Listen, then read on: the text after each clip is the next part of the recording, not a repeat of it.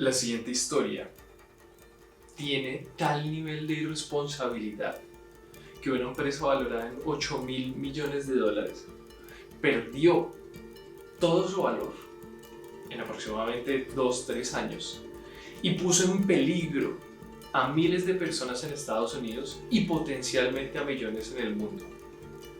Bienvenidos a Estafa, la serie en la que hablaremos sobre los más grandes fails del mundo de los negocios, los daños que han generado emprendedores irresponsables y que nos pueden enseñar muchísimas cosas de las cuales podemos aprender a evitar, y también cómo podemos aprender de ellos, de su pasión y de su forma de ser tan persuasivos. La historia de hoy es de Elizabeth Holmes, una joven que actualmente tiene 30-31 años y logró tener un net worth de $4.9 mil millones. Es decir, esta chica que comenzó su emprendimiento a los 19 años en la Universidad de Stanford había llegado a ser la billonaria, en términos anglosajones, más joven del mundo, más joven en la historia de hecho, mucho antes que Kylie Jenner. Pero ¿cuál fue el problema? El problema es que perdió todo así, de manera muy rápida. Si hay algo que tenemos que aprender de Elizabeth Holmes es su pasión y su enfoque, ya que a los 19 años sabía que quería cambiar el mundo y efectivamente lo cambió. Cambió las leyes en Texas, en Arizona, cambió las leyes prácticamente a nivel de Estados Unidos y por poco logra cambiar las leyes en la Organización Mundial de la Salud gracias al impacto tan increíble que tenía su voz en el mundo de la tecnología y la medicina. ¿Qué fue lo que hizo esta chica que casi manda el mundo a pique? Te cuento. Elizabeth Holmes, una mujer joven, muy inteligente, entra a los 19 años en la Universidad de Stanford a estudiar ingeniería. Siempre estaba apasionada en buscar la manera de transformar la historia. Así que genera una patente y una investigación asociada a una posible máquina. Esta máquina permitiría que con una sola gota de sangre de las personas se pudieran hacer cientos de análisis, de tal manera que no tuviéramos que sacarnos un montón de sangre para revisar distintos tipos de enfermedades. Ella desarrolla esta máquina teórica, la dibuja, la estructura, pasa una patente, de hecho la patente se genera y va a la Universidad de Stanford buscando profesores de la Escuela de Medicina.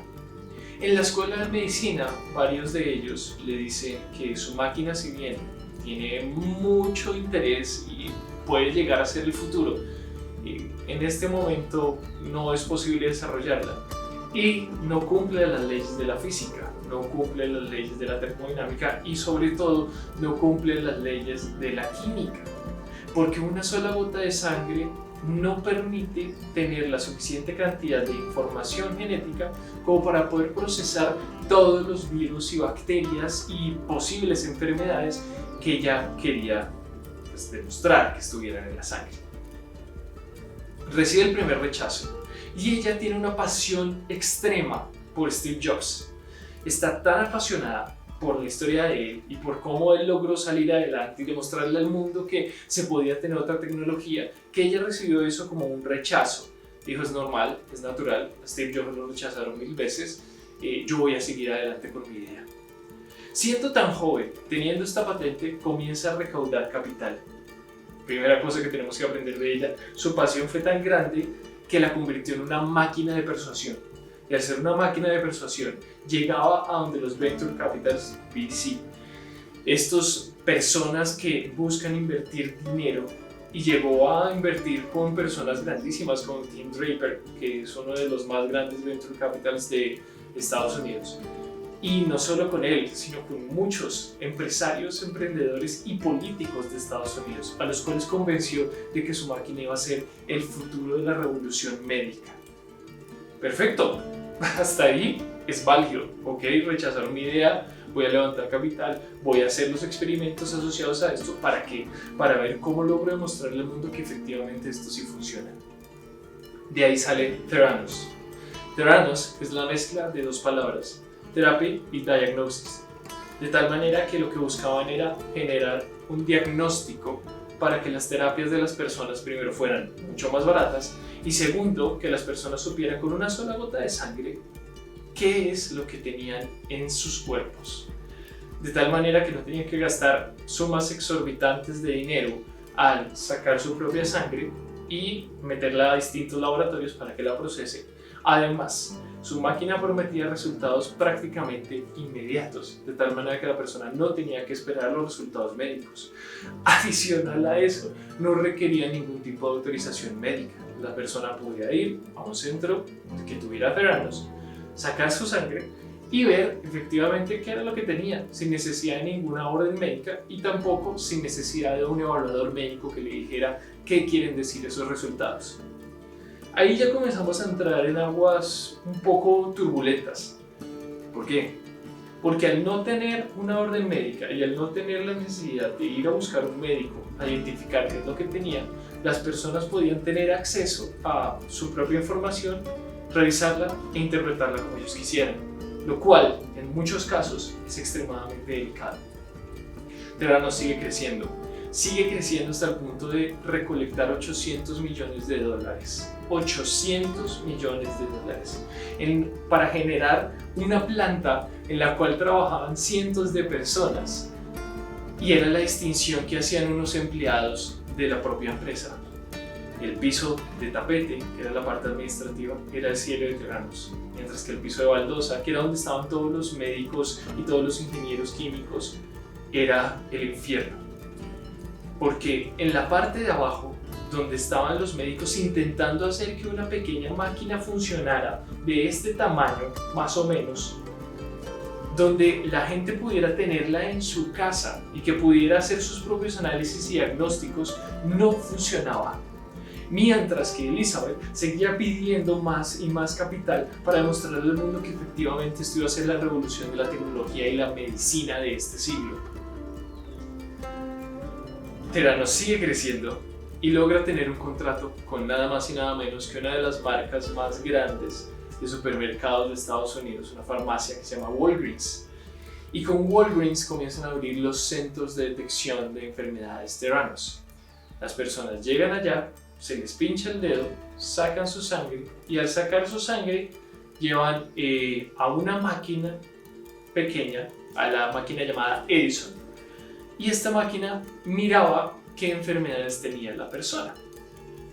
Hasta ahí todo maravilloso, pero resulta que Edison no funcionaba. ¿Y ellos qué tuvieron que empezar a hacer? Al darse cuenta que sus pruebas no eran fiables y que todo lo que estaban vendiéndole a la gente, que era a bajo costo, que solamente con una gota de sangre no funcionaba, tuvieron que empezar a generar punciones en la vena, como usualmente se hacía. ¿Cómo funcionaba entonces el proceso de Theranos? La persona se le punzaba la vena, la sangre era etiquetada y se llevaba en un camión la sangre de las personas hasta los laboratorios de Theranos, donde utilizando máquinas comercialmente disponibles en el mercado para grandes laboratorios, revisaban la sangre y analizaban y generaban los resultados, lo que empezó a hacer el proceso igual al tradicional. Mientras tanto, Elizabeth siguió vendiendo la compañía, siguió vendiendo la idea de que Theranos era una realidad y siguió vendiendo la idea de que Edison efectivamente funcionaba y no tenía ningún problema. Solamente fue hasta que un reportero del Wall Street Journal que decide investigar un poco más e ir más a fondo y se da cuenta de que hay algo raro, de que hay algo que huele mal, que Theranos comienza a caer. Cuando es confrontado este periodista con la realidad y comienza a tener contacto con ex empleados de Theranos, se da cuenta que efectivamente Theranos es una estafa. No solamente está estafando a grandes inversionistas del país, sino que, además de eso, y más grave aún que sencillamente el hecho de que está sacándole dinero a inversionistas, está poniendo en riesgo literalmente la salud de todo Estados Unidos. Empezaron a hacer confrontaciones con los resultados que daban los centros de Theranos con los centros tradicionales de salud. y se empezaron a dar cuenta que solamente podían responder al 65% de los casos de sífilis. Es decir, del 100% de personas que entraban y que tenían sífilis, solamente Theranos podía reconocer el 65% de ellos. ¿Eso qué quería decir? Que había una gran cantidad de personas, 35%, 35 personas en el ejemplo, que tenían sífilis y que según Theranos no lo tenían.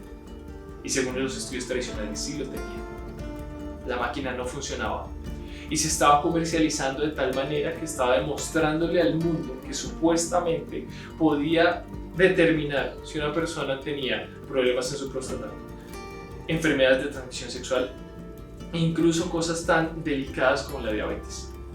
Todo por la ambición de una mujer que en su ignorancia de querer cambiar el mundo y de revolucionar todo lo que hay alrededor de la industria de la medicina, acabó poniendo en riesgo la vida de millones de personas. De los 800 millones de dólares que Theranos logró conseguir de inversionistas, se fueron 500 millones de dólares en resoluciones legales, pagarle abogados, y segundo, en devolverle el dinero a todas las personas que estuvieron en los centros de Theranos en Walgreens. Walgreens detuvo la creación de nuevos centros de Theranos y de hecho la cerraron después de que salió este escándalo al mundo. Va la FDA, va la Comisión Médica de Estados Unidos a revisar el centro de Theranos, entran a los laboratorios donde había un secretismo grandísimo, donde ellos hablaban de que estamos protegiendo sencillamente secretos comerciales y esa es la razón por la cual no dejamos entrar a nadie porque nos pueden robar la máquina. Y ahí es donde todo comienza a caer. Se dan cuenta que efectivamente están haciendo los exámenes y los análisis con las máquinas tradicionales del mercado y adicionalmente lo están haciendo de una forma en la que no se cuidan las muestras y en las que están poniendo en riesgo al personal químico, ingenieril y médico que se encontraba en la planta.